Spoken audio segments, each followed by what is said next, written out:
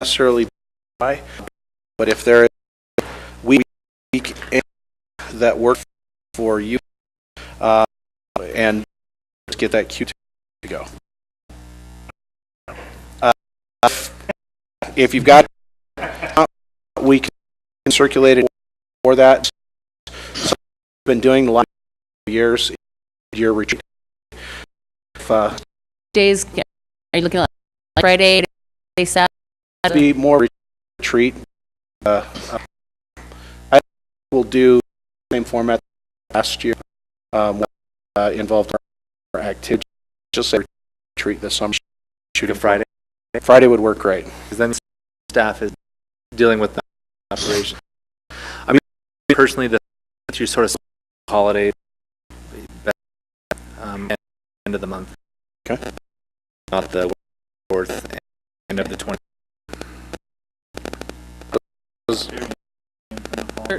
13th is fine for me. Fine for me. I'm gonna have to phone it. On the month of. Oh, so work does the August or June? Important enough to be there. It's best to be together for it. We're not going to do July, August. Better. horrible. June graduate be and And just no. Is the July 13th should. Let's tentative for July. We'll do a retreat. I'll get with Counselor Podeska and his lined out. Okay. The next is the library.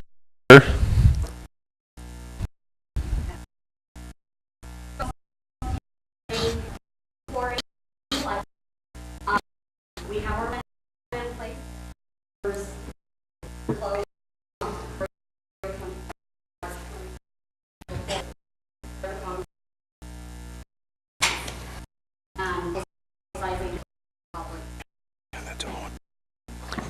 Just had a talk with Melissa before getting. I mean, obviously, record to the work session.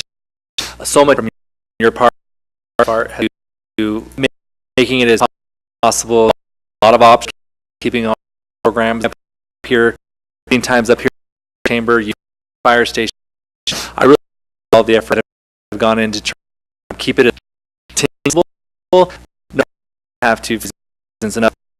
It's tough, so I appreciate you. And I talked about in a couple after button with 6-year celebration, kind of a grand open. And I know you don't ride the wheel up and stuff, but marketing it on when you're stuff big. And also, the library made themselves Which is and that generosity. I know the future it will really appreciate it. Thank you. Thank you. Okay. Official day.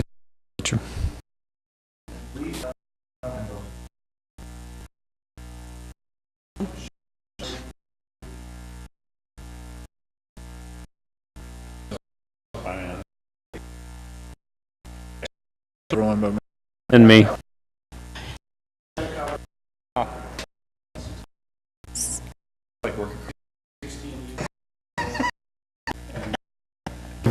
Word what? Just for the council. After that, have weekly, isn't it? Meetings Yes. up at the cab block to make it available. I think that's more than. Yeah, doing stuff more. Like Call the dog show. no, I myself, but that's not. Day. Anything for you? Are we ready? Policy session? Policy. I would suggest item 7 continue goal since desk has not recommended that until the next. Well, that, Move the item. We got- Wait, sorry. It's on work so, session. Have an agenda, or agenda. And we discussed, and I lost the shot. Given that shape part that is in turf around, like to explore discussions in residential zones in rock already allowed. I just, it would still, the thing that requires escaping, like to look at the possibility just about it. Okay. So. And I'm done. to council session, Tuesday, January 2018 at 6 p.m. Night. Councilwoman Barge, Councilwoman Conberg, Golden, Podesta, excuse tonight. I've got to lead us in council to prayer. Yes. our Father, we're grateful to be gathered here in leaders in the city and to look and evaluate in the city.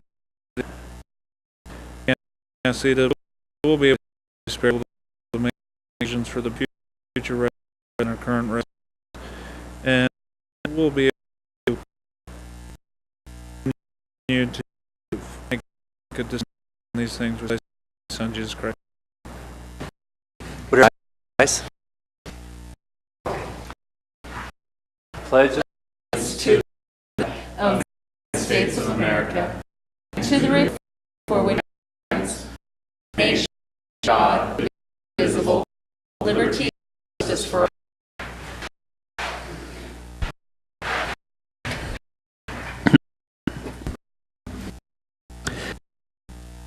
The presentation for UDOT team construction schedule. Matt, introduce your council. Sorry. My Parker, I'm the manager for UDOT projects on Red.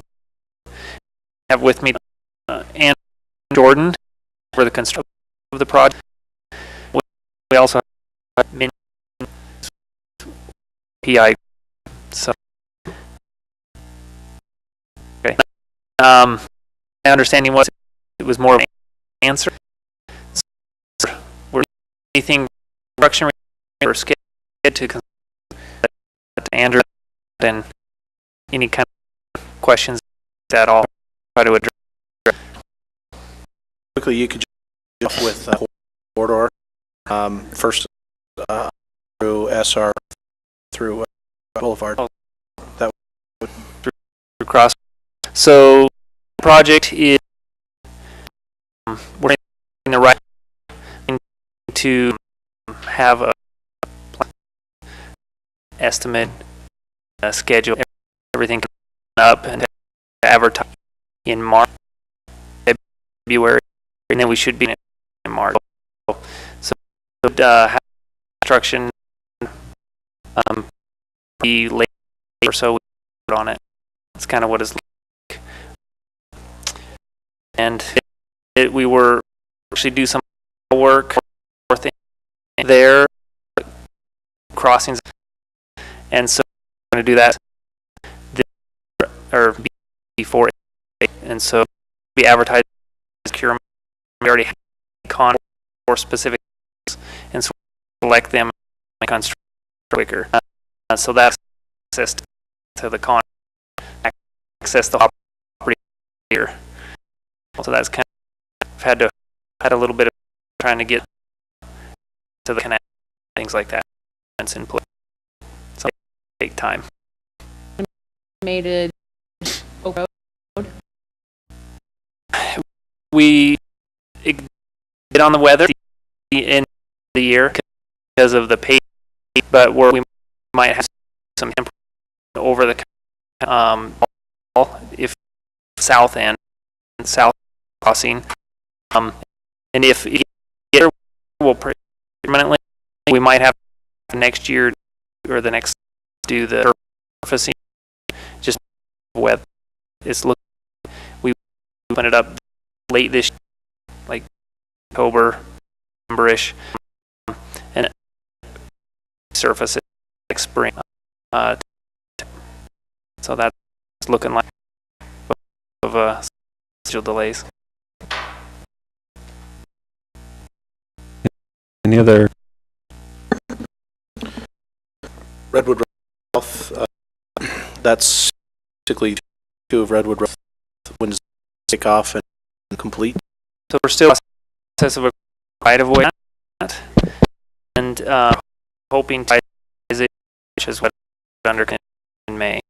That's what for we've had going back to mission to get some because way more anticipated.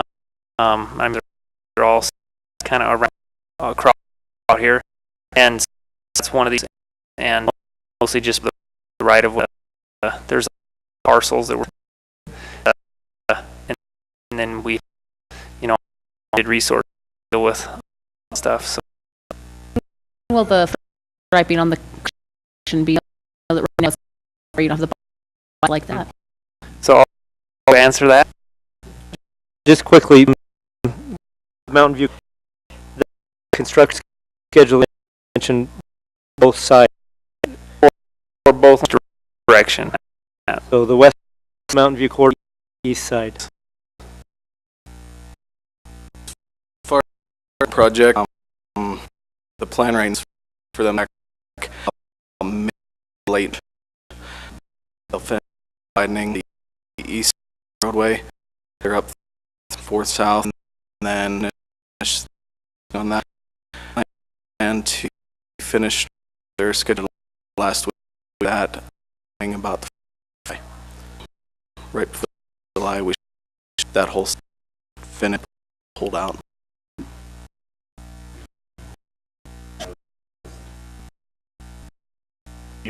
Yeah. Okay. Yeah, it's going to be at the same. There'll be a short one where they construct most likely, and it'll be both of them construction of the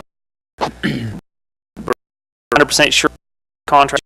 You'll just anybody under, but that's more than like. We're planning it March. Yeah, construction in May. That's what we're trying to take. For traffic, is there any to use by drive pressure off that? No, most there's going to be lightning F5, so there will be there's ability to shift quite a bit. So have to should be a lot than you would think able to widen. Okay. But our just information, we were seeing this today. What kind of delay you would expect that was reported to a CF, and 2.5 minutes of delay vehicle going 40, and it's supposed to be down to about so about 8% reduction delays section by putting. So I plans for our light on crossing over red. What kind of looking at that? Because that's they're already the same time. Kind of long term, solution to happen, and just looking. We have a on that. Want to let it and then have to on bang it, or we reserve it for the we know know for sure. We're looking at 20 is our projection when we're right now, and you start looking. Do you think more fuzzy? Still in Yeah, it's in, but yeah, we make a mistake. Absolutely. I just messaging from you to the public, sort of in there mentioning the flyer, because bombard our tax dollar. Why don't they just wire the thing and not it all at once and bombard it and it's not our, Know that it's in the future. it's an so we couldn't say happen. Well, And that that's inter particularly, there's a like section, and right now, So just build if you build in the main, I know 20, 30. you're communicating out of your staff or people and it worth it. And it'll be needed. So is going to well for the long term. Through 20. Yeah. Great. perfect. Okay, thank you. If something else. Okay. All right. Well, opportunity. Thank you.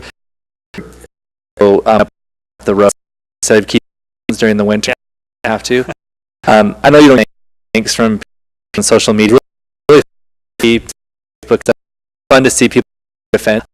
I don't know if you probably didn't, but your social media who are watching a lot, and I appreciate it. Residents, this is nice of them to have to do that.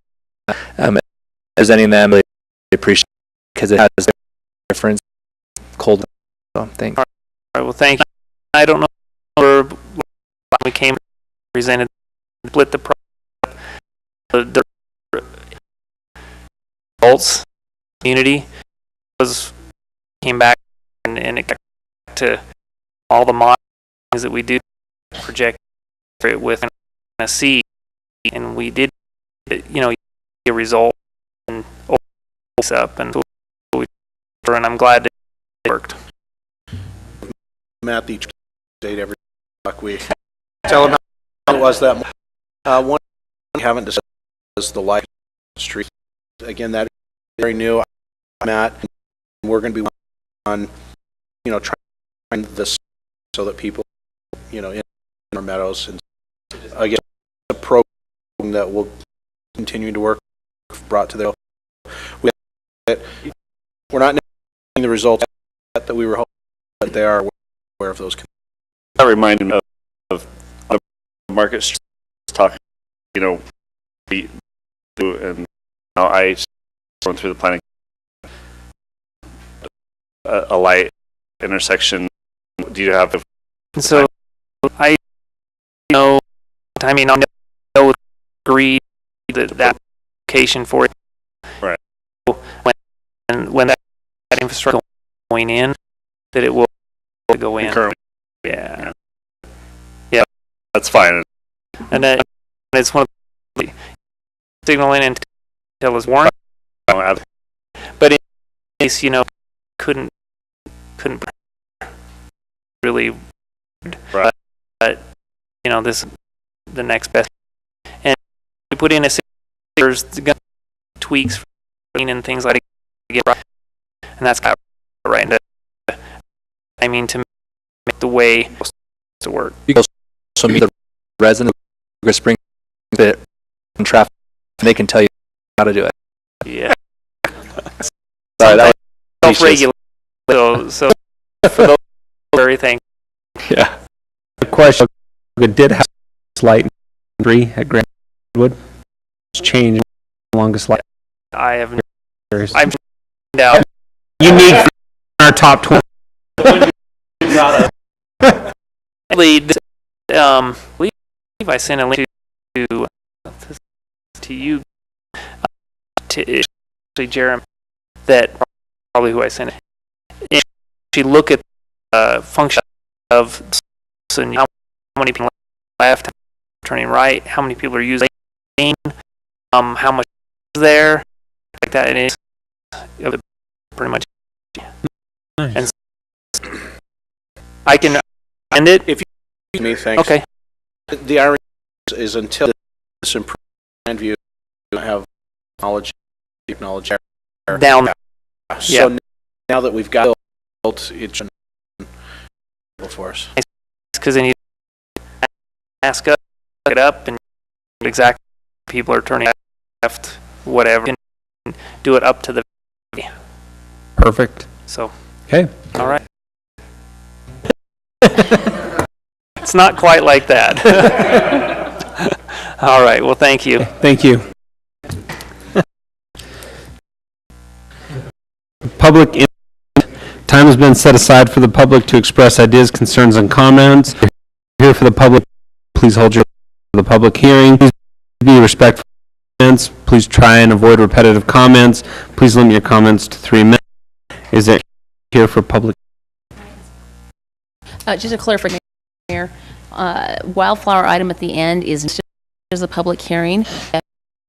On the staff report, it said hearing or on there, and I think it is a public hearing, so I just want to make sure that those that are here know if they want to speak and when they're speak. So if you want them to, or do you want to open up to public hearing? It's not posted as a public hearing, so now would be okay. I just want appropriate. Have public input. Please come up and state your name and address for the record.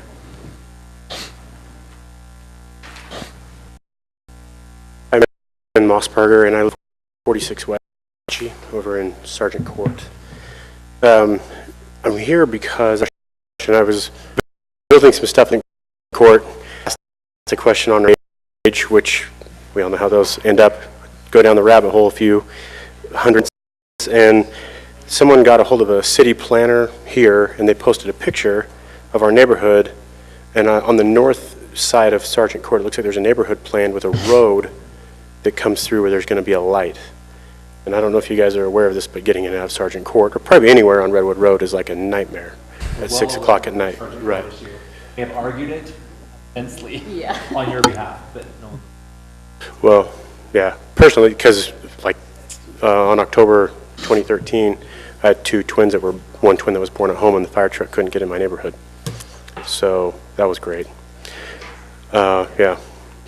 So anyway, that is a long gone issue at this point. But the question I have is there, I don't know where that information comes from. I couldn't find if there was a road approved or what the plan was there. I couldn't find on the website anywhere. So I've never been to one of these before. I'm not really sure who to direct the questions to. So. Typically, we don't have dialogue during this, but Gordon, are you familiar with that area, or? Yeah, I'm, together with the planning department, we can answer his question. Okay. So what I'll do is, as you leave, I'll give you my card, and we can communicate that way. So that's the best way. Yeah, I just didn't know how to get the answers to questions. So then they can get you the maps or whatever you're looking. Okay. Yeah, I looked online. I wasn't quite good. That's great. That's what I need. Perfect. Thank you. And congrats on the twins. So is Wildflower a public hearing? It is not.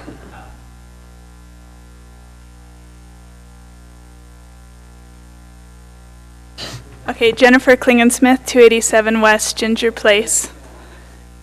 So I'm sure you guys got my email, and I reviewed a lot of points there, and I'll just make a couple different ones here. I'm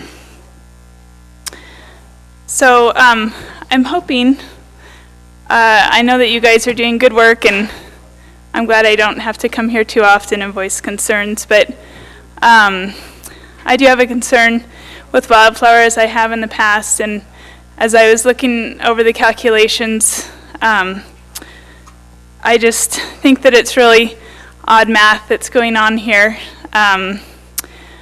particularly with the clarification of open space being used as the detention basin and trails in the Mountain View corridor, 144 acres, when that land in and of itself was not used to calculate open space requirements. It seems like he's cutting it 3 ways. And so I think if the density is being used to calculate over the entire project, the open space should be as well. And even if the open space isn't calculated on that whole acreage, and it's only calculated on the 451 acres, then he shouldn't be able to use 26 acres in the freeway area if that's not calculated as part of the open space. I don't know if that makes sense. But yeah, no one's refuted those numbers, so I assume they're accurate. But so anyway, when you guys discuss it, if you could at least help me understand what's going on, that would be great. The other thing with the lot sizes, I couldn't go back and find old plats of the original Wildflower, and I don't know if it's changed through the village plan or community plan, but the fact that cul-de-sac lots in Harvest Hills weren't used to calculate lot averages that he was able to use. That's what the planning director told me in that email chain. And so they are small. Only 8 lots, or 8% of lots, are a quarter acre and bigger, and I just know that that's not representative of Harvest Hills. And so I hope, especially as it is now the village plan, you guys have a chance to really discuss lot sizes in that area. I hope you take that into consideration, because Harvest Hills is full of cul-de-sac lots, and to say they're not part of the lot sizes average seems, again, like funny math to me. So anyway, I'm interested in what you have to say, and I can actually attend this meeting, so thank you. Thank you. Anybody else here for public comment at this time? Okay, with that, I will close the public input. We'll move on to reports. Today was the grand opening for Quick Quack Car Wash. It was well attended. They even had a little furry critter from the south show up. Cosmo. And I was wearing a Utah We made jacket. sure he had to stand right next to him. So, Enjoyable. yes. So their opening, they were able to raise just over $5,000 for a family in the community, Mr. Thornton's family, from the free car wash that they did, asking for donations on Monday. And tomorrow they start 10 days of free car washes as part of their grand opening for the community. And we'll be here and be going and that. So you had Mayor, one. can I just make a comment on that one? David, if in the future you can send out a calendar invite as well, because I put the information in from the flyer and I accidentally put it in wrong as like April. I just lost my mind temporarily. So I wasn't even in my calendar today. And it's just, well, it's just a mistake that I made too, so. Yeah, but if you can just make sure, We just got the email with the flyer. We just didn't Oh, get an we got actual it. invite. that would be helpful, then I don't get, because my calendar is so chaotic anyway, if I don't get one of those, a lot of times it'll get lost, and that'd be helpful for the future, so, thanks. Okay. That's all I had. Start of the year. Meetings are just getting started. Okay, anything from the council? Councilman Wilden? Nope. Comber? Not at this time. Sarge? Porter? Okay. David, it just escaped me. There's one other grand opening this week. Oh, the Physical therapy. No, the name of it. It just... Okay. So we had 2 grand openings, which is great. Business is booming for us.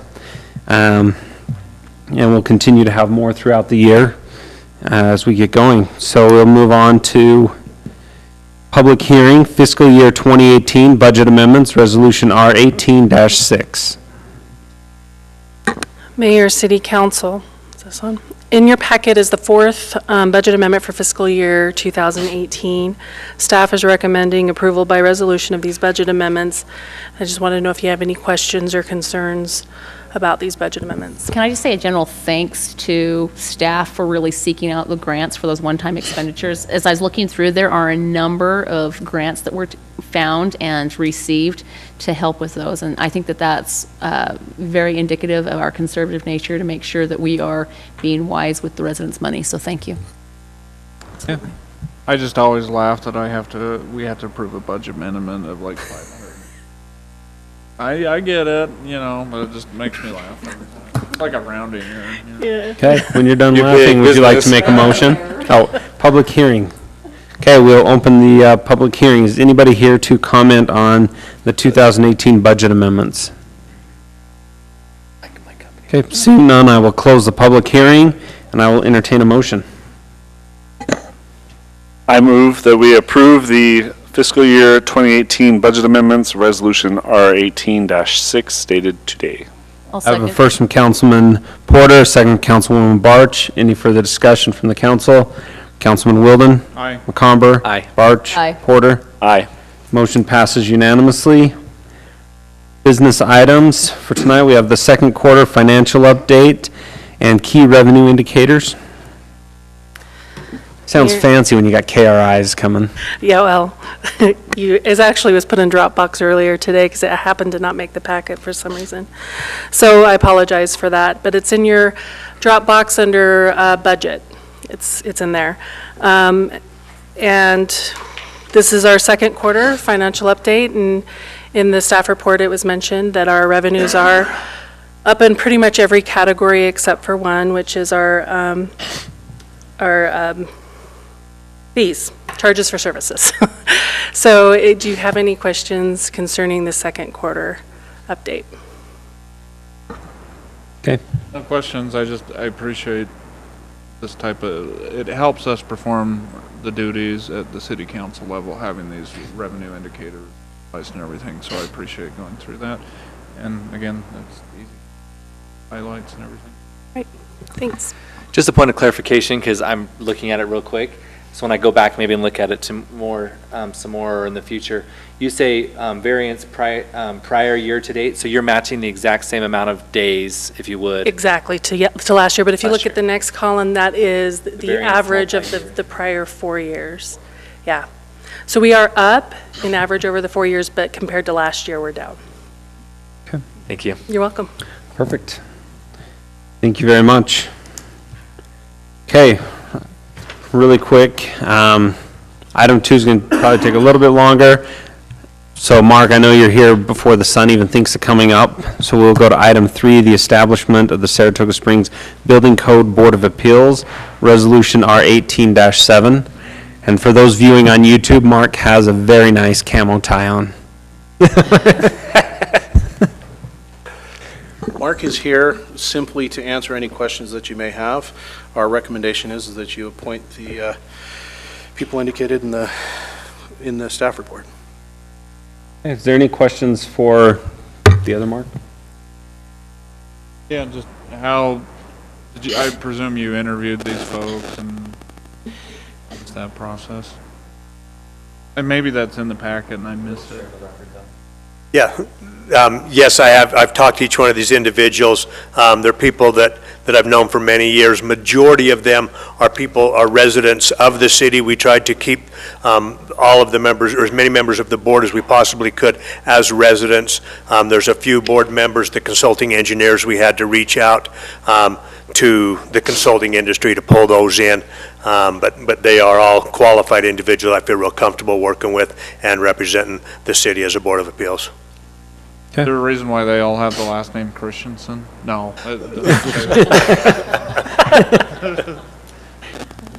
Okay. Any other? Okay, then I will entertain a motion. I'll move that we approve the establishment of the Saratoga Springs Building Code Board of Appeals, Resolution R18-7, dated today, including the members listed in our packet. I have a first from Councilwoman Barch. I have a second. I'll second. I have a second from Councilman Wilden. Any further discussion on the motion? Roll call, McComber. Aye. Barch. Aye. Wilden. Aye. Porter. Aye. Motion passes unanimously. Thank you. Want to do the minutes now? Okay. Back to Wildflower. Okay. Preliminary plats A through all those others. Nate Ship, DAI for Sunrise 3 LLC applicant. You want to come up to the hot seat so we can ask questions? No. Nora will start, but there may be questions for you, Nate. Okay. So I'm going to talk from here because You're fine. Please. so I apologize for that.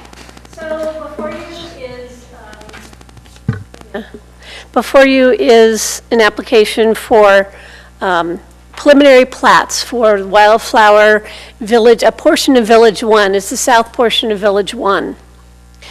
And just to give you a little bit of orientation, Wildflower Community and Village Plan, Community Plan was approved, and Master Development Agreement was approved just west of Harvest Hills, and the total area is about 800 acres. So just to give you, again, a little bit of background, the community plan for Wildflower was approved in February 2015. And then it was amended again, and actually on July 12, 2017, and was very recently recorded with the County Recorder's Office. Master Plan Development Agreement was recorded 3/18/15 and amended when the community plan was amended very recently. Village 1 plan was approved on 10/18/16 and then recorded or after that. And actually the date in your packet says June 2017, and that's the date that the staff actually approved it. It was approved by City Council in October, but there were several conditions of approval, changes that needed to be made. So by the time the staff actually approved it, it was June of 2017. So that's where that date comes from. With that being recorded back in 16, have the amendments been Yes. recorded? Everything's been recorded now. So everything is now recorded up to June 22nd? Correct. Yep. So we're good. Those plans all underwent public hearings and lots of discussion by both the Planning Commission and the City Council. So a community plan and a village plan are really the discretionary approvals. They're the legislative approvals that create the rules by which a community develops. And what is before you tonight are preliminary plats. And these plats are administrative approvals, which means that we check them to make sure that they're consistent with the guiding documents, the village plan and the community plan. And the plats have been reviewed and are consistent with the approved community plan and village plans, both as amended. And this is just an administrative action on your part. So again, to orient you a little bit, these plats are located in the southern portion of Village 1. And in Village 1 in its entirety is this whole area. But the plats tonight are in this area, which I've called Village 1 South throughout the staff report. And again, this is a diagram that shows the location of all these plats.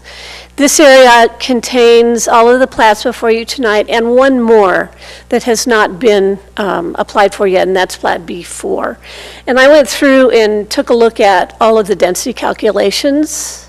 Say B4? B4. Yeah. Shelley, that's the interior one that we were looking at before. Right, there's an interior one. So the plats that are before you tonight equal 195 single-family parcels. The one that has not been yet submitted is B4, which is for 26 lots. That's a total of 221 parcels, which is exactly the number that's designated in the village plan. So I just wanted to clarify that. I also went back, based upon some of the concerns raised on the lot sizes, I went back and actually looked at this layout and the village plan layout, and they're virtually identical. This is the lotting map that was approved as part of the village plan, and this particular neighborhood, it's one of the Daisy neighborhoods, neighborhood 5, indicates that 10% of lots can be between 7,000 and 8,000 square feet, and then the rest need to be 8,000 to 11,000 square feet.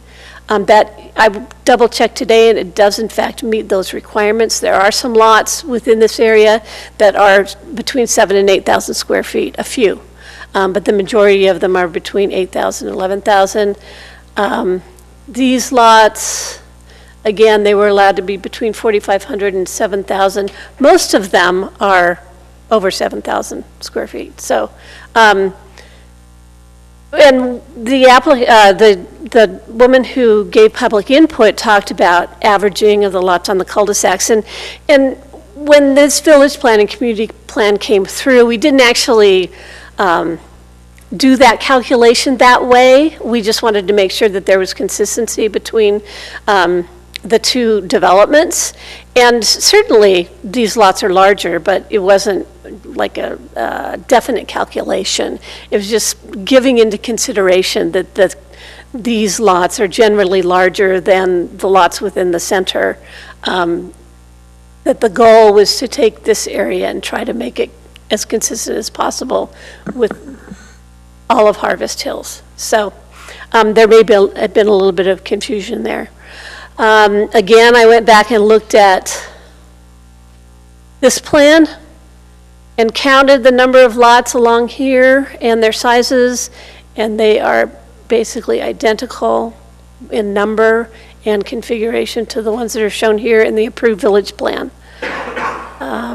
This is a school, so these lots are adjacent to the school, and then this is a multifamily project, and there are lots there. Even so, they're in basically the same configuration, and they are the same number.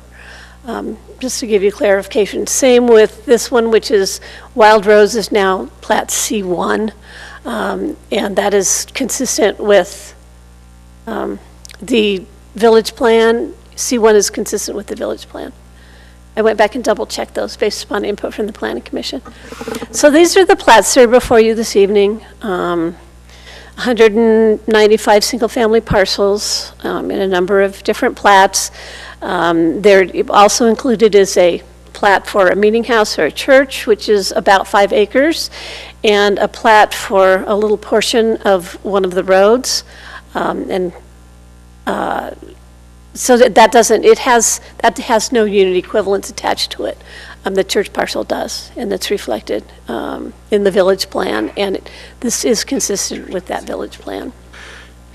The other thing I wanted to talk a little bit about, again, because it came up at the Planning Commission meeting, was the open space calculation. And there's nothing simple about it. Let me just tell you that right off the top. When the density for Wildflower was based on the entire parcel.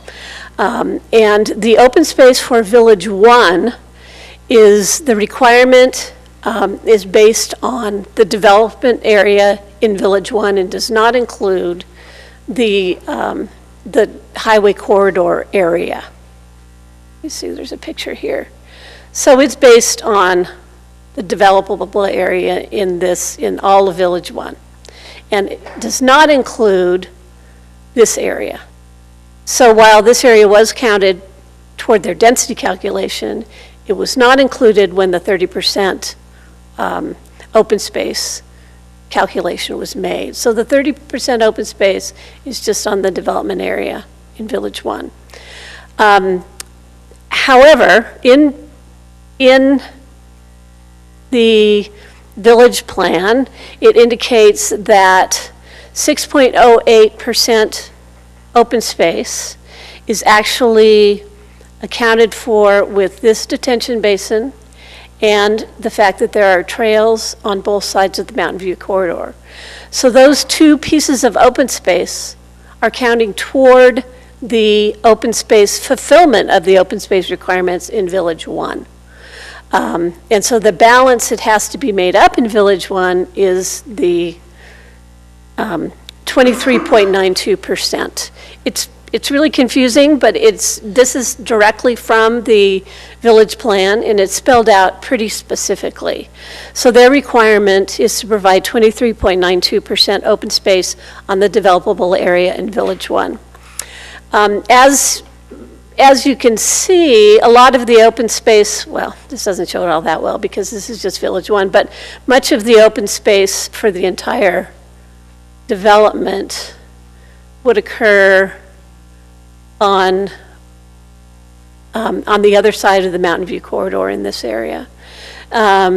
This area obviously does not have 23.9% open space, and in order to make up for that, there's a condition of approval that prior to any plat recordation, that a parcel be deeded either to the city or to the open space so that it never lags behind the required 23.9%. Or the HOA, sorry. Or the HOA, either the city or the HOA. And in this case, I believe their intent is to dedicate a parcel over here to the HOA. In addition to the parcel dedication, they have to provide a open space bond to be posted with the city with the plats, so that there's funding for improvements in that area, which would occur presumably after the Mountain View corridor, this area has been disturbed and completed. Then we can kind of move on and figure out how the rest of this area and then how this open space is best accessed. The Wildflower folks are planning to bring in an amendment to the community plan, which may impact the layout of some of these areas. And I think the applicant has begun to talk to some folks about that. We have not received any kind of an application yet, but indication is that we will receive a concept plan for an amended community plan for Wildflower. So hopefully I've kind of tried to explain those two issues to the best of my knowledge. Basically, my job was to take the plats and take a look at the approved village plan and make sure that they were consistent. And I can tell you that they are. And I double checked on that today. Nora, real quickly. Shelley, before the meeting, you pulled me aside and mentioned that you'd had some great conversation. I pulled Nate out right before or during the meeting here. We talked about it. He seems amenable to that. So just as we move forward, Okay. I wanted you to be aware that we did have a chance to quickly speak about that. The Planning Commission did raise a concern about a trail connection or a walkway connection to the school parcel.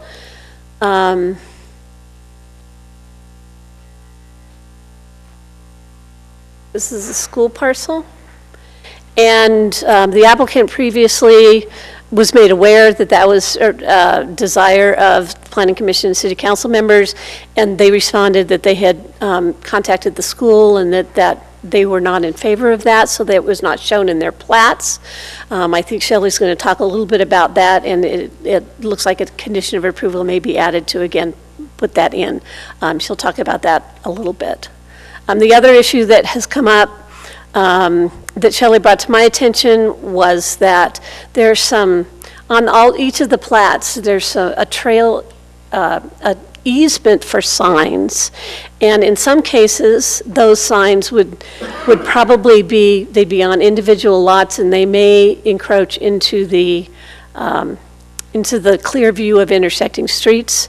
And the plats do not approve the signs per se. They would each have to come back and get specific sign plan approval. The design of the signs was approved as part of the village plan and general placement, but their exact placement and construction and all of those things would be subject to review and approval under sign permits. So that hasn't been decided completely. However, the plats do contain these little easement areas for signs. So that's something that will need to be addressed as well. So, the Planning Commission discussed this. There was some public input, particularly regarding the open space, the lot size, and also some drainage considerations, stormwater drainage considerations. And the Planning Commission forwarded a positive recommendation to the City Council, basically with the conditions and findings that were in your staff report, including the conditions about plat recordation or dedication of an open space parcel, and also that a bond be posted at the time of plat approvals. Any questions? Councilman Porter? All right.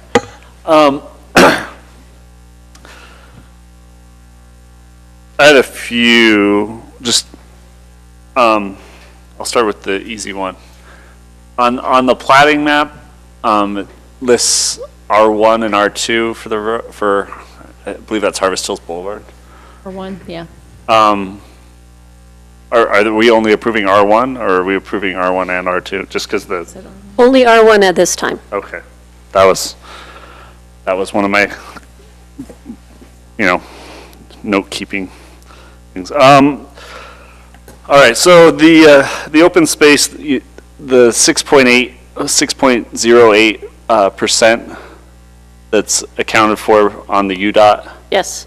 properties, who is the applicant paying for the improvements on those, the trail and or is UDOT paying for the improvements? My understanding, based upon the language in the village plan, is that UDOT will develop those. Okay. I don't know that would be a private agreement between the applicant and UDOT, but my understanding is that UDOT is developing those. Okay. And then, and then I guess maybe you or the applicant, I can see on the plat map some of the amenities in the northern park. There, here? The plat map shows playground equipment and stuff like yes.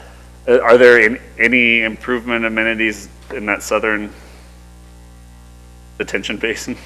No. Is it just These is are it both- just rock? Because I remember UDOT saying they just wanted boulders and stuff. They didn't want any- This one will likely be mostly boulders and rocks. This little piece right here will be grass. It'll be a native grass seed.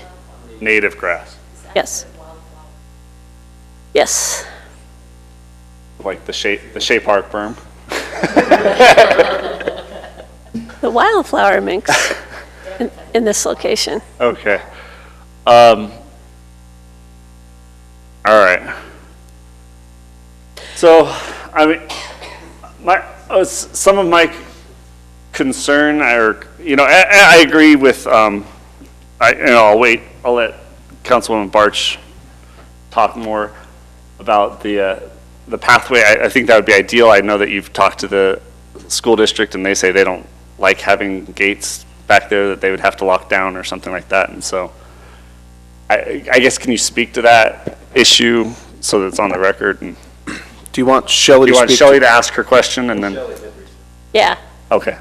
I'm not going to steal her thunder. Well, then, I'm going to say yes. can I reserve the right to ask her question I'll after say Shelley's yes. had her chance?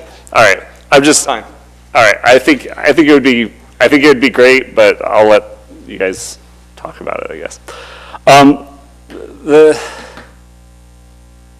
The issue I see is you've got a lot of houses and I've seen this both in emails that I received as well as saw some on social media. The concern that there's an awful lot of houses there that are going to be a long way from a park, from their park, yes.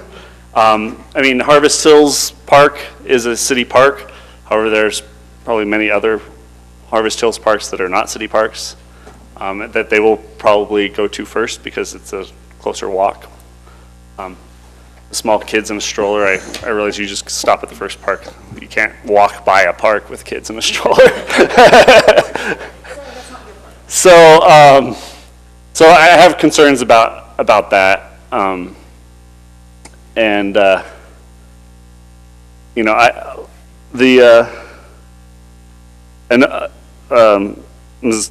Jen Clegan-Smith brought up concerns about the lot sizes. You said that they're generally consistent with what we see in Harvest Hills. Did you have, do you have a calculation of what the average lot size is? I do not. Okay. They are smaller. I think the average is smaller than they were in Harvest Hills. But again, those decisions were really made at the village plan stage, and I wasn't part of those negotiations. And I know that the neighborhoods raised similar issues, and the village plan was approved with a lotting plan that is virtually identical to the plats, which you now look at. The current plats adhere to what was approved under the community plan? Yes, they do. Or the village So while there is concern, unfortunately, the village plan was approved and the plats are consistent with that lotting configuration. Well, as you said, this is a preliminary plat is an administrative decision, and so if they are, if they're complying with that, then I guess the opportunity for change there is behind us. So I guess my main concern is just making sure that we're providing enough amenities so that the individuals living in this area are using their parks rather than burdening their neighbors, private parks specifically. And if there was, again, we'll wait to see what Shelley's got, but if there was a pathway through there, accessing Harvest Hills Park would be a lot easier. That would also alleviate some of my concerns, and that because the first park they would hit would be a public park. So I look forward with great interest to what Councilwoman Barch has.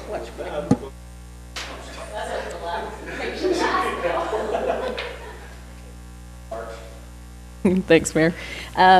So a couple of things. First of all, I think one of the things that we forget about in Harvest Hills is that we also have quad lots in Harvest Hills that have very, very, very small lots with all of the twin homes, and that's part of the calculation as well. So in reality, I think they probably equal out. As far as the concerns I have for the plat, a couple of things. We'll go first to the sign to the gate since Councilman Porter is waiting with bated breath. With the gate, so I made a couple of phone calls today, and I talked with the principal, and he said, well, of course there should be a gate there. So he was very concerned that it is a walkable school and that they need the gate, so he was fully on board and said, absolutely. So then I called Paula Hill, our school board representative, and she said, well, of course there should be a gate there. And, absolutely, it's supposed to be walkable and everything. There's also great concern raised about the possibility of the kids having to walk on, especially Harvest Hills Boulevard, but also Harvest Moon down the other side, where it will be very busy and, basically have all the access from the corridor coming down those roads. So great concern there.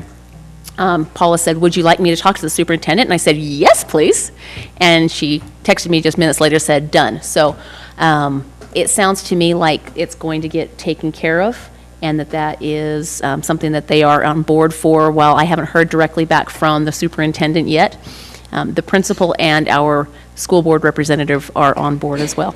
So with that, what I would suggest to council is that we put on a condition that they arrange the plat in that particular area to allow for a path, and then so that a gate can be put in there, and that we assign that to staff to take care of those changes so that it doesn't have to come back to us.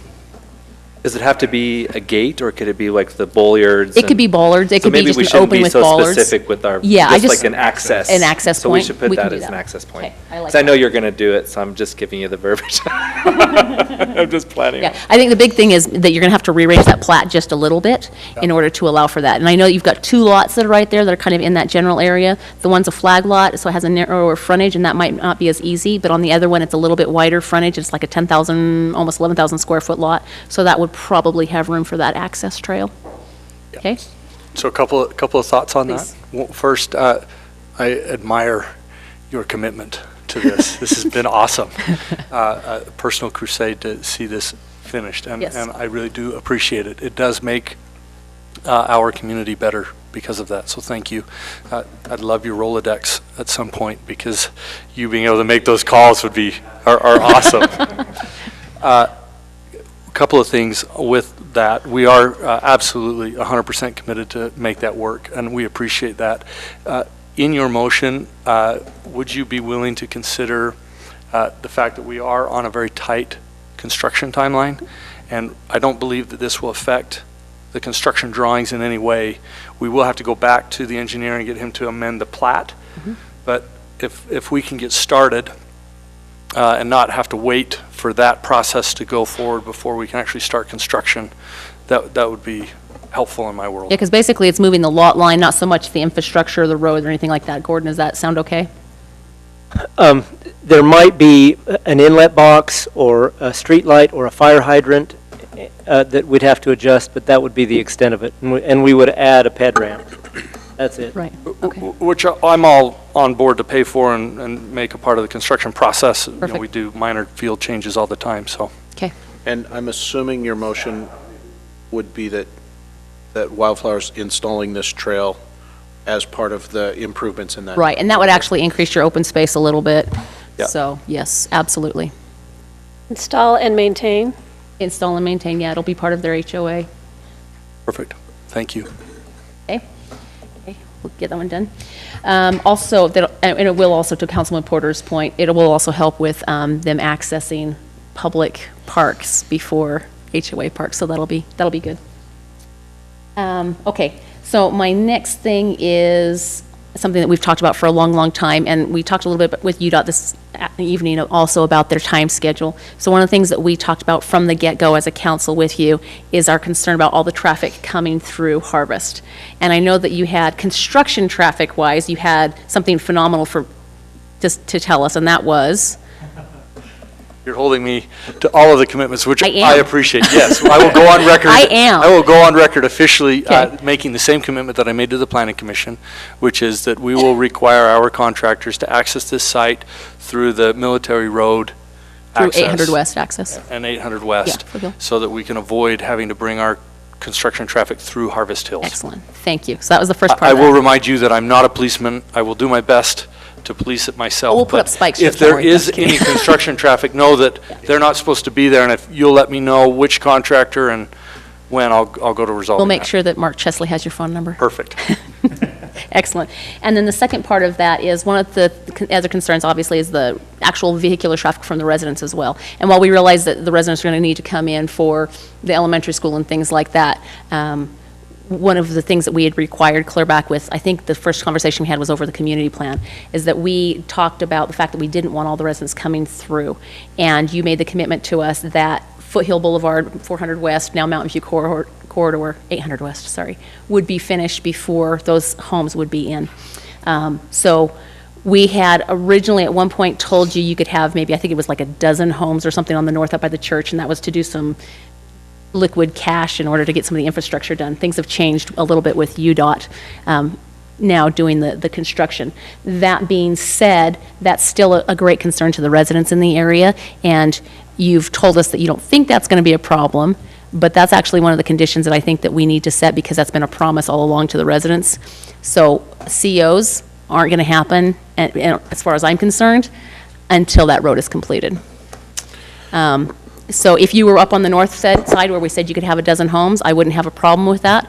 But we told the residents, and you agreed to the fact that we wouldn't have homes having their traffic through without connection to 800 West Foothill Boulevard. So, and I know you're making faces. It's not completely under your control, I realize that. However, that is one of the commitments that we made. So for me, that's going to be a condition on this motion. And the rest of the council obviously can, comment on that when they get there. So, one of the things that I was a little... So maybe to speak to that Sure. to some point, we originally started, I was thinking, it was funny, when I was with the Planning Commission, they started pointing out my children. We originally started purchasing this property when my son Wyatt was born. He's 5. Mm-hmm. When we got our community plan approved, I left the Planning Commission approval in the middle of the meeting because my daughter, Grace, was being born. She's 3. So here we are finally getting this, my family's gotten to grow up around this, as well as I think our relationship with UDOT. I have a meeting in the morning with Diane McGuire to finalize the final part of the trade that we started working on 5 years ago. We have been out of contract with UDOT for over 2.5 years, working on nothing more than a handshake. So I feel like we have developed a really strong relationship of trust, specifically with a couple of the key individuals there at UDOT, Lyle McMullen being one of them. I really appreciate him as a representative of our state money and what he does to help facilitate that. Through that process, we have really taken a hard look at the growth projections of not just our project, but the rest of your city. Originally, when we started talking, the commitment that we had secured was to trade out for the property, and then that grew to, well, we worked with the state legislature to secure funding for the completion of one lane of traffic, so one frontage road on the east side from 2100 North up to the Pioneer Crossing. That would never have been adequate, but it's what we could get, so we were happy for it. In the last year and a half, we have been successful in working with them to secure funding and finalize the design of the completion of both frontage roads at the same time. That has delayed our project by a year and a half. We voluntarily slowed down and said, we've got to do this right. We don't want to do it wrong. We have made commitments that we really want to put our best foot forward. And so consequently, we are, if you will, behind the 8 ball in my world, but I think to the betterment of the entire city. So with that, you heard tonight from the UDOT representative that they are working feverishly to get their project out of the ground and completed this year. That's been their commitment. It'll be awesome to see not just one frontage road, but both frontage roads done, and barring a major weather issue, open this year for all of the residents of Wildflower future, which is not insignificant, but also to service Harvest Hills residents and the rest of the city to the south, really. So to that end, we've really done our best to make sure that we can deliver like we have under the spirit of what we've represented to you. To be restricted to no C of O until that road is open does put us in a really, really tough box. I don't think we're talking about major impact to Harvest Hills. You've got state funding that's been approved. You've got a project that's underway. You've got design that's going out for bidding. You've had their representative in tonight. If we do have a glitch in the weather and they're not able to finish for some reason or another, they are committed to finish that as soon as possible in the spring. And we will have maybe a few homes that would be connecting to Harvest Hills Boulevard for a very short period of time. But I don't think it falls without the spirit or commitment of working together and trying to get this project off the ground. So anyway, that's my spiel for no C of O. I'm hoping that you'll think about that as you work on your motion. Nate and I talked about this about a week ago. If they come in and start with their construction drawings, it's probably, when do you think you would have, the health safety, life health safety things, infrastructure built? Not till July. And then very earliest. Theoretically, if they were to pull permits once those things were resolved, then you're probably 4 to 6 months out. And so theoretically, they would be getting completed by about Christmas, depending on how fast they build, maybe end of October or early October, but it's kind of a timing thing, and that's kind of when UDOT's telling us they plan on being there. So it's almost a horse race on that front, and we certainly understand that. We certainly understand the commitment that Mr. Shipp has made as well, and we would ask you to kind of balance that because it will be close, and fundamentally, that's kind of what we're going to be coming up against is how fast UDOT can get their road built, which is kind of out of all of our hands at this point. But bear in mind that contractually we're selling some of these lots off to some other builders, and they're going to want to start their homes, but that's a sizable investment to bank on not knowing whether or not they can pull a C of O. So it does hamstring us if we can't move forward. If we can't pull a C of O, we're not going to start a house, kind of a thing. So it's tough. Okay. But it doesn't fall on deaf ears. I hear it. Well, and the rest of the council can have their say also, so we'll hear more.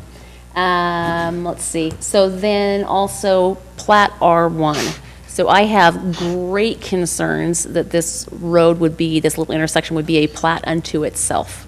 And Mark can correct me if I'm wrong, but I believe in one of our southern developments, we've had some significant problems because we had some roads platted by themselves. In addition, really, C1, which I think is going to be your first area to go, can't be done without this road. So I think that they need to be tied together, legally somehow tied together. And just because we have had problems in the past, I really don't want it as a separate plat.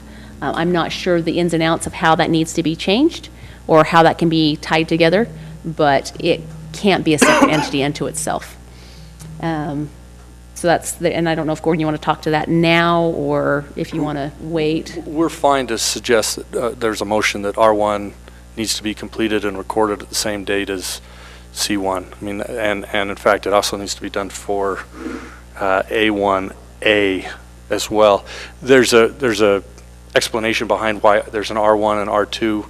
It has to do with this being a very long, drawn-out process with our friends at UDOT and the timing of what was going to happen. And so to save you the boring details, at the end of the day, that's how the engineers have divvied it up. But our full intent is to build them all. Sure, you're not going to have a problem if we condition that they have to be together. Correct. Okay, great. Thank you. Okay, and then my final one, and this might be a little bit bigger of a discussion, and definitely need to hear what the rest of the council thinks on the signage. So the village plan is very conceptual, obviously. I mean, it ties things down more than the community plan, but it's still conceptual. So as I was going through and looking at the actual plats and looking at where you have a lot of sign easements, I have major concerns for a couple of reasons. First of all, that they're easements.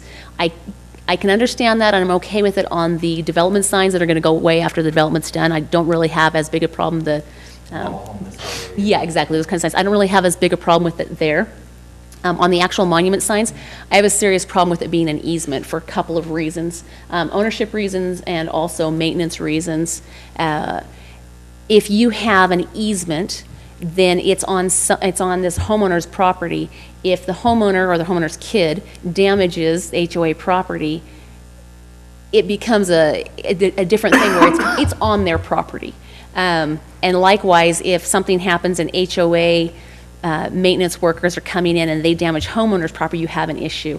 So to be cleaned up, it really needs to not be an easement. It needs to be owned by the HOA. So along with that, as you do that, several changes are going to have to happen. It'll change a little bit your lot sizing. It'll also change your open space configuration and numbers. It'll actually increase that. Also, the fencing to go along with it. So, and I don't know why we didn't catch this, but there's no fencing required. It's optional fencing along Harvest Hills Boulevard, which seems very odd to me. Did you catch that? Yes. Okay. But not until later. Okay. So two short answers. Yes. Let's remove the parcels. If that's a motion, we'll go back to the signage and we'll figure Later. that out. Yeah. Okay. Yeah. That's fine. We'll go figure that out. That's You're in side triangles, it's a mess, and so it's probably Yeah. better. Yeah. And that was the other part I was going to bring up, thank you, is that a lot of those are in sight triangles, and that's super problematic too. So, yeah. So, yes. That one's, I apologize. Okay. We So need to clean that one up. If I'm okay to just say remove all sign easements at this point for, do you want me to just say for the second? Well, no, we need to do it for the other ones We'll too. remove them and come back under your sign Perfect. application and apply for our signage. That would be How's that? great. That'd be perfect, okay. And those are my major things. So I did have a small question just on the parcel A, on that the detention basin there, and also on its sister detention basin from UDOT. And this is probably more a question for staff. Are we going to be owning the UDOT detention basin? Is UDOT going to be owning that and maintaining it? How's that working? So, yeah, I can speak to that. Perfect. Gordon's held my feet to the fire, as all your staff has.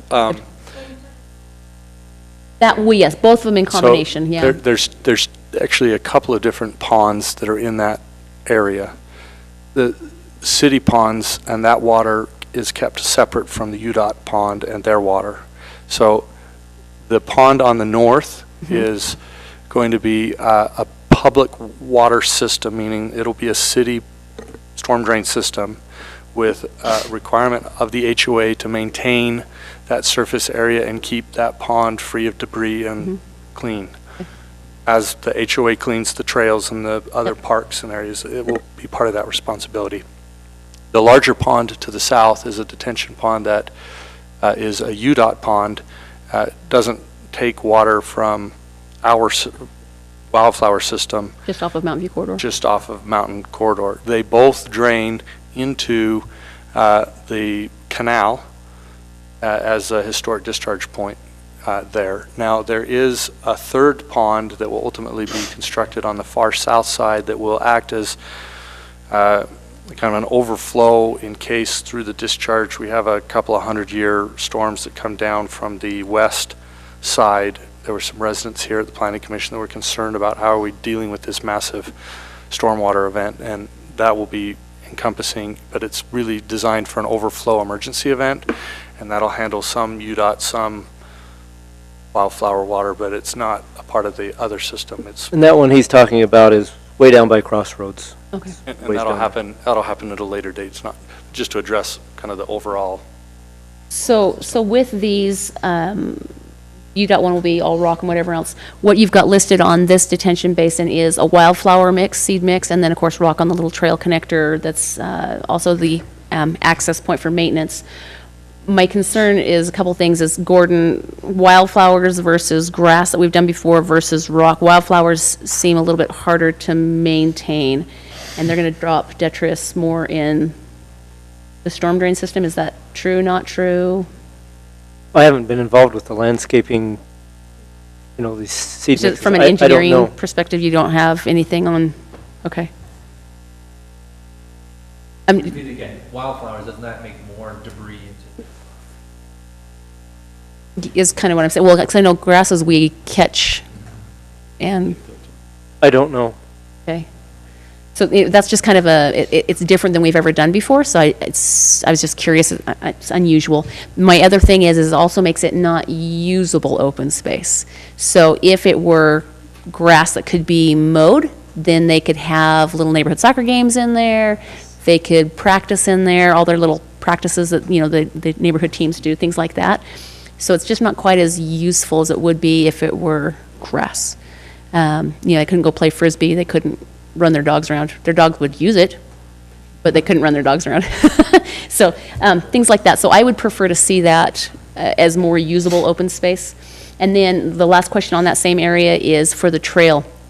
And this is kind of your question, kind of UDOT question. How, and staff also if you know, but how is the trail from the canal being connected through to this area? Because UDOT is not wanting to put the canal trail under the corridor like was originally planned. And I know they said there'd be some connection. So how is that all connecting in? So the trail connection is a little bit bigger conversation than just the proposed plats tonight, right? Right. We're going Absolutely. Beyond that, but. Sorry. And no, it's good. I'm excited to talk about it. I can't give you all the answers without a longer explanation how we're going to be tying in that 73 expansion and where we're headed with the crossings of the Mountain View corridor coming to the west and how that ties into our next village plan application 3A. Know that we're in the works. We're committed to the trail connectivity, and we're excited to keep you in the loop on how that all is shaping up and coming together. And as committed as you've been to some of these other issues, I'm sure you'll help us find solutions that will benefit all of us to that. But I hear you. We're working on it. As far as the improvement of that storm drain detention area and that open space, I think that was a conversation that we all had at the time of village plan. And it's consistent with what we identified in the village plan as being native improvement. That's just what we had elected to do then. So we've just been consistent with our plan. Your picture short. I don't know. I think it. Nor, can you kind of research that while other council members are talking? Yeah. Yeah. Yes. They're back in village plan. Okay, so that being We've said. tried to be very Yeah. consistent Yeah. with not introducing any new changes. We've tried to stay as close to the community plan as we possibly Yes. could. We don't ever want to be, pulling any smoke or mirrors or whatnot. So that being said, what I would say with this is, since this is administrative and it actually does fit, okay, but if you would consider making it a more usable open space, I think I would personally be amenable to that, and perhaps the rest of the council will too, so I'll leave it at that. Again, we're always open to good suggestions, and that's a good one, so let us take a look at it. That's all I have. Thanks. Okay, Councilman McComber. Well, I appreciate all the conversations. I'm not going to belabor. I'm just going to speak to, I'm glad that we got the punch through for the school. That's going to be absolutely fantastic because there aren't buses for this school. That's the whole purpose of Harvest Hills Elementary. And I don't want to lose that. And in terms of connectivity for the trails, I appreciate you looking into that. So when I come down to it, it's the spirit of things, because you've talked a lot about the spirit of things. And so I'm going to talk a little bit about the spirit of things too. This also comes back to me for the council when we were at our retreat and we were talking through approvals and who's going to have different approvals. This just proves to me once again that there are certain things that need to still come to the city council, because even as diligent as we are, we miss things. For one, I would never have allowed you to have credit for a trail along UDOT that UDOT was paying for. Absolutely not. That was a complete miss on my part, and I'm going to actually say that staff missed it too, because they should have told us, hey, you don't want that. Because you can see how UDOT maintains their trails. I'm just going to say that. They don't do a great job, and they really don't have a lot along them. The cities have to come in and do it, and that's what's going to end up happening here, is we're going to have hundreds of residents complaining, and the city's going to end up going in and helping out. And so that really frustrates me. So for me, and also when it comes down to these densities, we're looking at all of the orange here, and I just find it interesting that you've just slammed in all of the, like your smaller lots down below and then up above, because even when we went through the village plan, right, or community plan, which one I'm getting confused? Both. The bigger, so the community overall. When we went over the community plan, it was things can move. Yeah. You kept saying that things will move, fluctuation, and now you're coming back. Nope, we're going to keep everything dense here and everything. And so it just surprises me, because the whole point is to allow some flexibility in your part so that you can balance things out. And in reality, you come in and say, no, we're going to slam all of this in here, and then we're going to have these bigger lots up here, and it doesn't make it really balanced. And then, Can I jump in for a second? So I think there might be a little bit of confusion, because we actually put a requirement on them that very north edge up toward the melon patch area actually be larger lots to match those larger lots. And then we talked about the fact that this area should be a little bit smaller because it had the multifamily. The Chase homes, yeah. But at the same time, though, it was supposed to be consistent. So denser, less, but it went dense, then less on the other side of the park. But again, it's administrative. I'm just trying to come back and bring myself, because it's been years as well for me. One of the things that's sort of a pet peeve of mine, and I know it's Shelley's, I'm surprised Shelley didn't really talk about it, but it doesn't look like you've made any effort to align your fences, your property lines, with the neighboring community. And I'm not sure if it looks like Tetris. And so what I mean is your lot lines do not line up at all. I don't think there's actually one. Oh, nope, there is one between 320 and 319, and it's off by about a foot, it looks like, on this map. It doesn't look like it lines up perfectly. So the whole point of that is when fences go, they look nicer when they connect, versus you having two backyards on your one, if that makes sense. So your lot comes in here, and then all of a sudden now you have all these different backyards on yours. That's multiple dogs, that's multiple pets. It just doesn't make for great design. If you were coming in and you had both sides, we wouldn't have allowed it. If you own both sides, I'd say, no, you need to line all of those up. And I just feel like there wasn't really any effort there. It was just, how many can we get in, and not worrying about combining or looking at any kind of connectivity in terms of property lines and making good neighbors. But again, it's administrative, and you can do that, but for me, it doesn't make for as good of a product. I really do appreciate the great park that you're putting over there by the church, and it's going to be a great open space for them, for those people up there in the north side of your development. And then you have the denser, where you would want the bigger park to support all of the smaller lots in the south side of the development, and you really have nothing. Because really you're backing your park up on all that double cul-de-sac, I call it, which is like cul-de-sac to another cul-de-sac, and you even have a trail that gets you into the nice park. And those are going to already feel more open.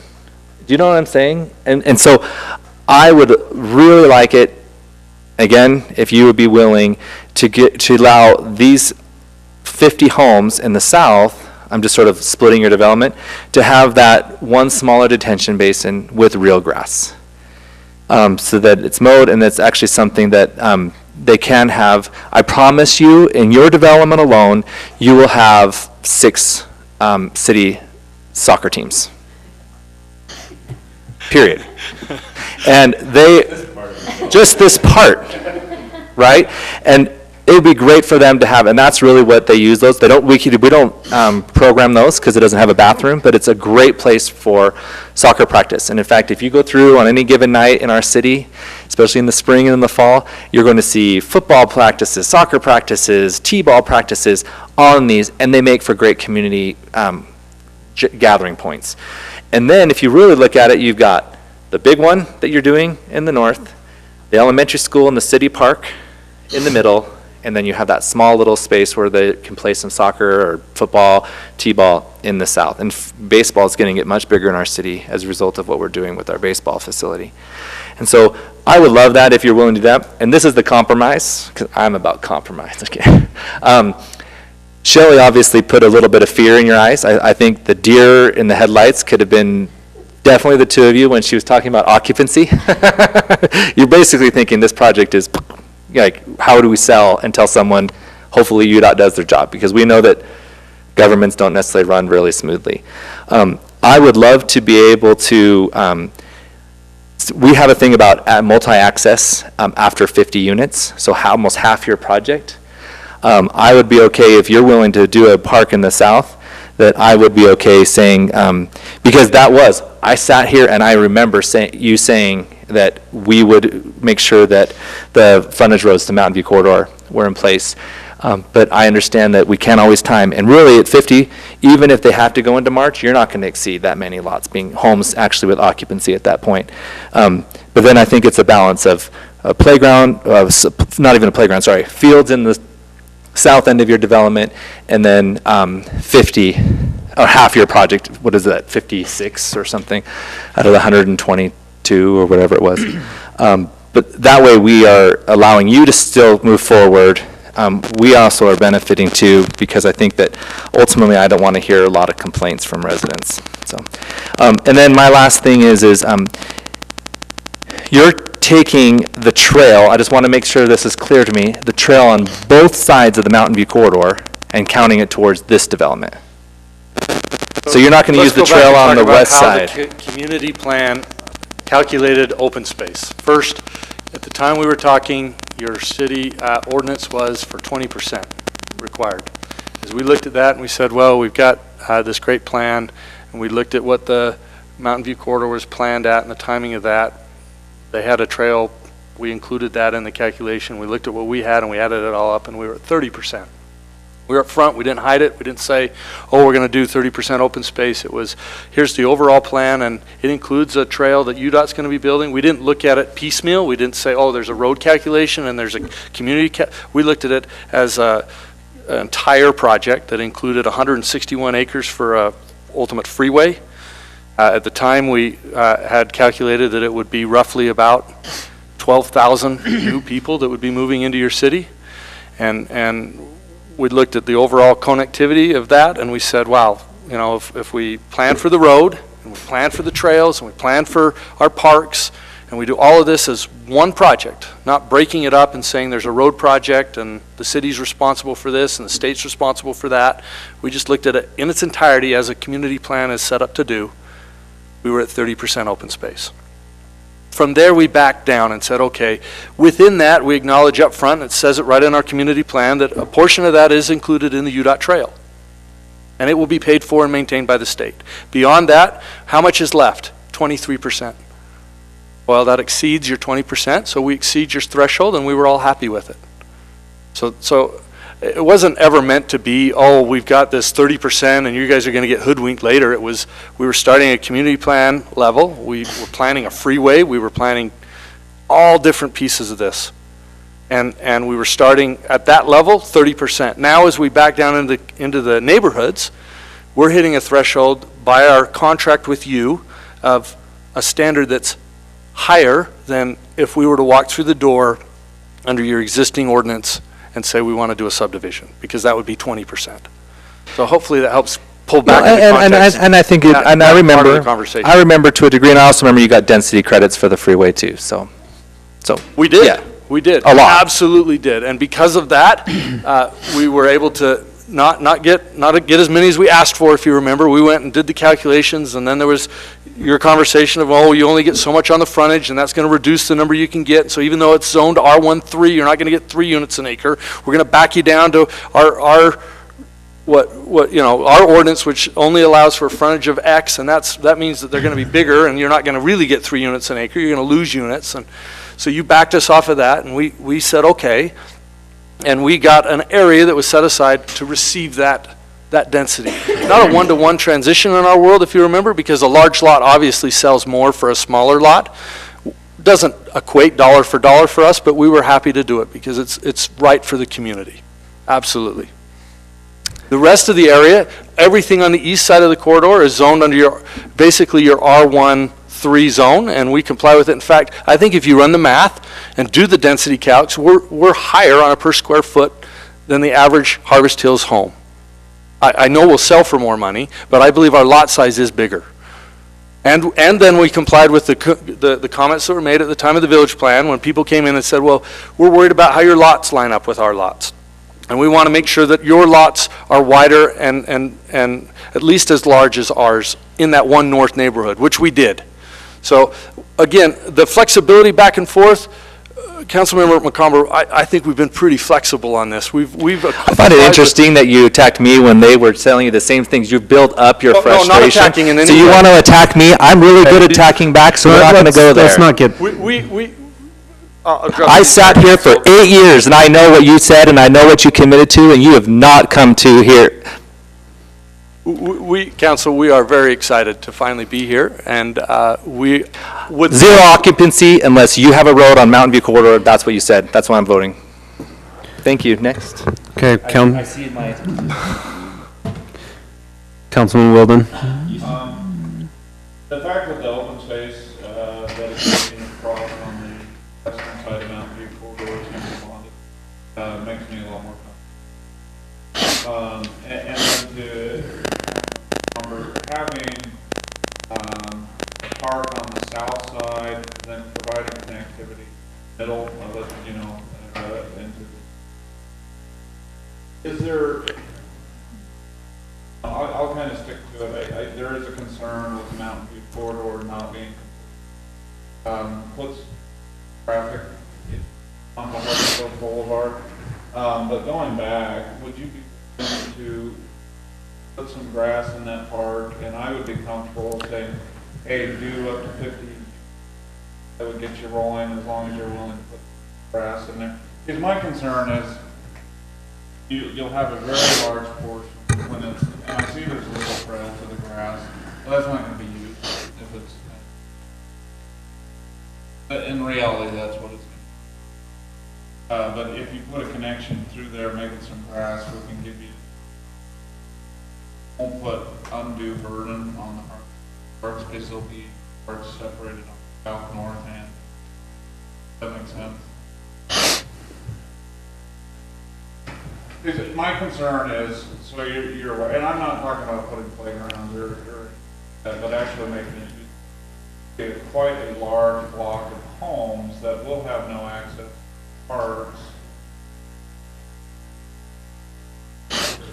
We'll have some access to some parks for quite, but not what they should have on the west side for quite a number of years. Sure. I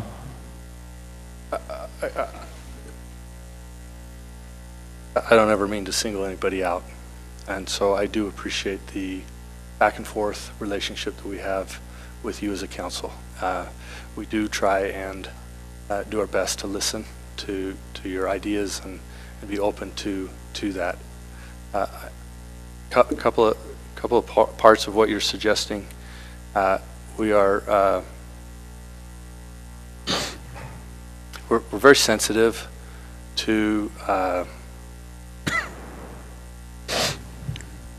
to making sure that all of those who buy into our communities have a place where they can go and gather, recreate, play together. To that end, if the request from the council tonight is to go back and evaluate amending our, I think it's the open space exhibit that's attached to the village plan, to include this area as being improved with grass or the detention area. It's in your landscape concepts, but we can. So in that area, Right. I think we would be open to that. Can I ask why, you know, if you're taking something and typically we'd say, yeah, you need to amend it if you're downgrading, for instance. But if you're taking native, what do we call it? Wildflower, grass or seed or whatever and putting it up, I don't know that that should trigger a necessity to you to go and amend it now.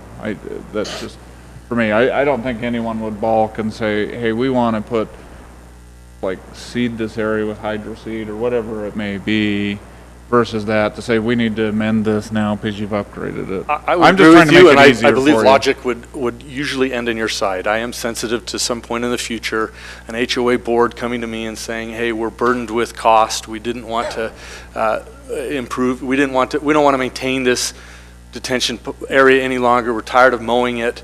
Our kids have all grown up. We're not using it as soccer fields anymore, and you were never supposed to put grass in there anyway, and so we're going to sue you, Mr. Developer, for having put grass in there, and so it was not part of the plan, so we're going to require you to come in and tear it out and put wildflower mix in there. Crazier things have happened to me. So if you're okay, I would like to go amend our plan so that it's consistent with what we actually build. That would probably be a minor amendment. Okay, you know, and I'm That comfortable with that. The reason why I'm suggesting that, I totally understand. I don't want, if you can do that, to hold up the process anymore. Appreciate because that would be like a minor thing. But that, I feel like, would make it, because we don't know when the development on the west side of Mountain View corridor is going to come, you know, and for you'd hope sooner than later because that generates revenue and that type of thing, but you just never know with the economy, and without something there, you have a whole segment that's going to be pushed up through Harvest Hills Boulevard, and there's been changes in long-term traffic with some models that were bad, I quite say, that people still don't understand, but it makes it look like there's going to be a whole bunch of traffic put on Harvest Hills Boulevard. And if there isn't access to parks, at least there, that will become a reality, quite honestly, that at some point Harvest Hills Boulevard wouldn't be able to support that traffic. Models are nonsense. I'll stand by what I've said before, but I just don't want that perception out there. So for me, like, if you're willing to do that and it can just be a minor thing that handles at staff versus coming to planning commission, etc., I'm comfortable with that. And then to Councilmember McComber's point and your point and Councilwoman Barge, I think, you know, they're going to align pretty closely, but I think, you know, if we say, what is the 50 units or something? Again, I'm going to have some help understanding how I'm not being allowed to connect to a major collector road and somehow being restricted in the number of homes that I can connect Well, to that our normal code infrastructure. only allows you to connect 50 homes before you have a second access point. So as long as I comply with your code. But that's just our normal code. So I think the thing that we've been talking about for the most part is the fact that you've made a commitment through all of our conversations in the community plan, the village plan, and I'm not sure if Nora was ever able to actually find in the minutes where we had done that or not. But that's what council generally is talking I know there's been lots about. of conversation Yeah. and discussion around making sure that this road gets built. It benefits everybody. We would certainly have to do some digging. There's a lot of moving parts to all the different approvals that have happened. I do recall conversations that we've had about that. Now, whether or not that got incorporated into an approval as a condition, I think staff would like some time to research that if the council would allow us. Whether or not that was a condition of approval and if that's a valid exaction at this point. Well, I would say if it was at some point a condition approval, let's, if it was a condition of approval at some point, you dig that up, I'd say let's stick with 50. If it wasn't, okay, then we need to follow what we committed to. But I would like, I mean, there is a concern. I know it's an administrative decision, but there is flexibility administrative decisions when it comes to traffic, health, safety, etc. But if it was never a condition of approval, I'm okay with it moving forward as long as, you know, we can get some usable like grass in there through a minor amendment. If it was a condition of approval, I'd like it to stick with 50 as you move forward. So it'd be like a condition based upon prior condition. A condition. If there was a condition placed on us to do that, then I'd be happy. I will always comply with what we said we would do. I don't know of that condition. Okay, but so what I'm suggesting, if that condition is in there, let's stick with that, but allow you to build my recommendation, 50 homes is the one access point, with the idea that you would put grass through a minor amendment, and if it wasn't in there, then we can't put that on there. But if you'd still be willing to do grass, I think. Happy to do the grass, and maybe a suggestion would be to say that we need to comply with your code for access points and road configurations, and if there's a concern that we'd look further at what we're proposing to do, so happy to do that. But yeah, and going way back, we did talk about this, especially in the northern neighborhood, because there's not necessarily access to a collector road. Those are all local roads, and they're, you know, hugely crowded, and so the Harvest Moon and Providence are both collectors. Well, They're minor collectors. I'm trying to think of the road that comes straight down. I don't think we need to get into it now, but I think we can delegate that through like research. Is what I'm suggesting. The other thing, there's comments around lot sizes. If you actually look at the overall project, not just this one section, we're looking at the north end, it shows there's a lot of bigger lots coming in there. Could have went out to the public, they're just seeing one item. And I think the comment by, you know, staff where it was originally said, hey, we excluded the cul-de-sac lots from our count, or from our population, was just not accurate. Because if you go, I'm not being critical, that wasn't you nor I made that. It's just off the cuff, someone kind of made that remark. But if you go and look at it, there's a lot of larger lots, especially on the northern. And even on this section, sorry, this isn't directed towards, but even on the portion we're looking at, there's some cul-de-sacs that have larger lots that mirror larger ones right across, not right across. So there is some consistency at it overall. And as far as the open space requirement goes, I mean, you dedicated the trail land to, right? Where I'm going is, we stick with 23%. Reality is, regardless of who develops it, we're hitting what I'm getting at, the way it's structured in here with the detention. So it's not like we made really special provision just for you guys, the only ones getting lower than DC. You are getting the 30% through the detention basin and dedications, and holding you to a similar standard, although different people might be paying for the improvements. I think that's the point. I just want to say, yeah, I'm not suggesting about any other comments. I'm just saying for me and for the public, you are hitting the 30%, regardless who paid.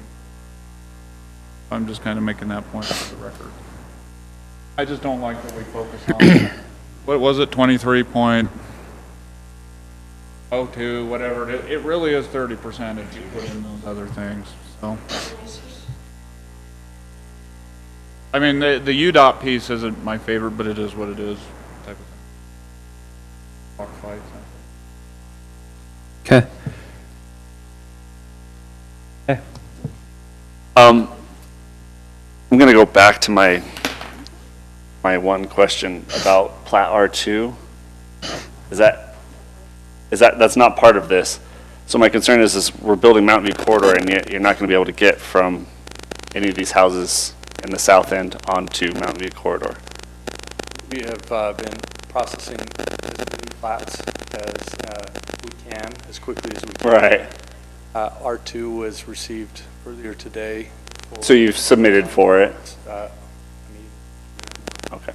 Intent is to build All the way to the... all the way to the corridor. In fact, I committed earlier in the week to, or well, late last week to UDOT engineers that we would be extending utilities that run up through R2 and cross Mountain View Corridor to our west side by May 15th. Would you take issue with a condition stating that the road has to be completed to your boundary before you start putting houses in? Or a CO before you start putting people in there? Well, even if the Mountain View Corridor is not yet built, I don't want to put us in a position where something that we can control isn't getting done. So to explain the way that's working, we've gone back and forth in this is really getting into the weeds, but I'll go down as deep as you'd like. We tend to do that. The Harvest Hills Boulevard was identified under the original scope of the Mountain View Corridor project by UDOT as an existing major collector, and because of the concern that was raised in part by the residents of Harvest Hills, that extension of road was included in the Mountain View Corridor project. So as part of the funding and design, it's actually an extension of the Mountain View Corridor frontage road through there. So UDOT is actually going to build R2. That means that they build the road. But because they were unclear as to when their timing would be and when they would actually be able to start, and I knew that Gordon in his engineering review would say, well, wait a minute, you really can't start C1 or A1A until those areas have been completed and that road is actually finished. We agreed with UDOT to split that portion of the road into two plats, one R1 that we would do, and R2 we need to control that for our timing to get started, and then R2. Now, they don't pay for any of the utilities or anything else underneath it, which is why I've got to get those in by May 15th, because in order for them to hit their timelines of opening this year, they have to be in finishing the rest of that road as part of their project. Right. By my May 16th, apparently. So I appreciate you going into the weeds on that. Hopefully can put into context why there's two plats and who's... That helps. I mean, that was just a concern for me that, you know, we're in effect pushing all the traffic through Harvest Hills rather than connecting them to the Mountain View Corridor. But I understand the reason why, so I appreciate that. Okay, that's, that it won't, yeah. Basically, it's UDOT's going to build the road instead of you. So extension of Harvest Hills, or Harvest Hills Boulevard is part of the UDOT Mountain View Corridor. That should give everybody hopefully some even greater assurances that at least it'll be built by the time the road Mountain View Corridor is built. We are very willing to evaluate our open space plan and look at open space improvements to that south detention pond, improving it with some lawn. We're good to rearrange our lots to put in for the trail corridor for the connection to the school. That's great news. All of which we're, I guess, willing to do under an administrative approval. Beyond that, I would only ask that we're held to your standard, your existing ordinance for when we can pull C of O onto roads. Putting a restriction of 50 lots or anything beyond that really puts me in a box. You've gotten some pushback from me tonight, which you don't usually get, but I'm in a spot where I just want to be treated per your ordinances in that, under that scenario. Okay? Okay, and I just comment, I think the 50, you know, my concern is we're saying Wildflower residents can't go through Harvest Hills. What happens when there's the slip ramp and Harvest Hills residents want to go through Wildflower? Do we have the Hadfield and McCoys having battles over road wars? I mean, right now they're public roads and we're having trying to think of politically correct word. A knockdown drag out for over who can go left and who can go right. So that's my concern. I think the 50 is reasonable because we do need to be sensitive to the road for the Harvest Hills residents. But 50 is the same as 1 in my world, just to say it like it is. I can't, the restriction of only being able to do 50 is the same as you saying you can only build 1 home. Just so you're aware, the code states 50. On a single access. Yeah. So if I connect to Harvest Hills Boulevard and I run a road all the way up to Harvest Moon, I'm connecting to 2 minor and major collectors at once, and I comply with your code. If you run it all the way through. Which is our intent. Yeah. So if we comply with that, then we're good. Okay. So yeah, I mean, that was my concern, is just, I felt like we were building a turf war over roads, but we do need to be sensitive to those going south until the Mountain View corridor is connected, because once that's connected, I mean, if I lived up in this, I would jump on Mountain View corridor and go north or south, rather than weave down through a neighborhood personally.